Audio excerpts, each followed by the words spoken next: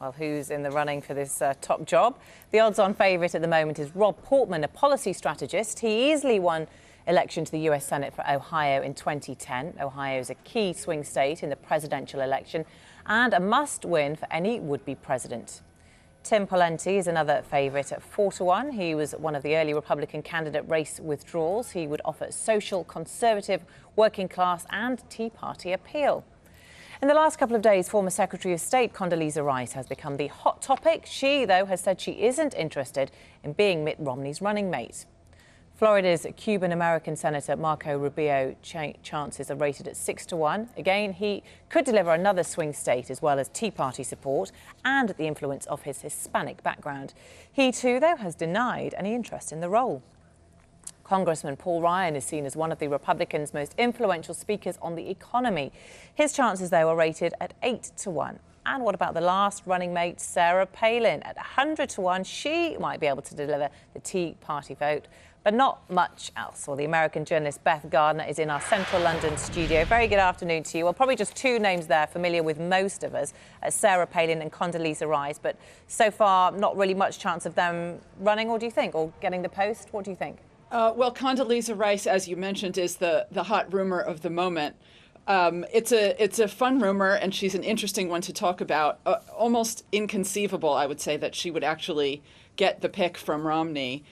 He had a very bad week last week. He was really on the defensive with some new allegations about his time at Bain Capital, the private equity firm.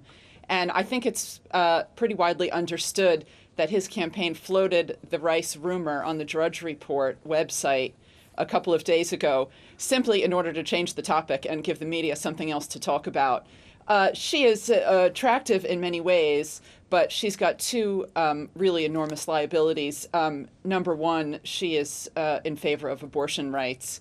There has not been a pro-choice candidate on a Republican presidential ticket for several decades now, and Romney has shown himself very unwilling to do anything that would alienate the base of the party, the right of the party.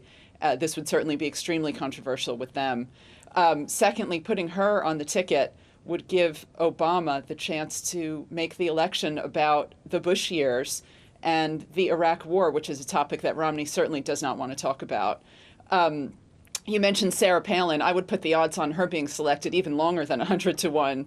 But she didn't do all that for John McCain, did she?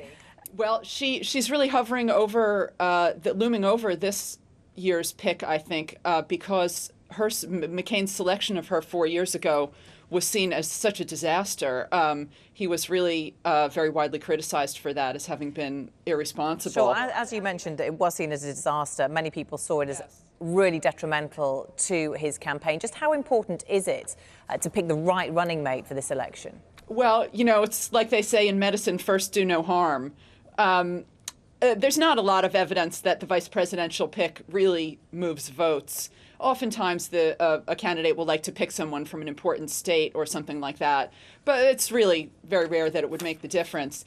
The reason Palin is so important this year is that I think it's very clear that Romney's top priority is going to be, number one, to pick someone who is credible, who is seen as able to take the job and to govern as president if necessary. It's going to put him, in the space of a much safer pick.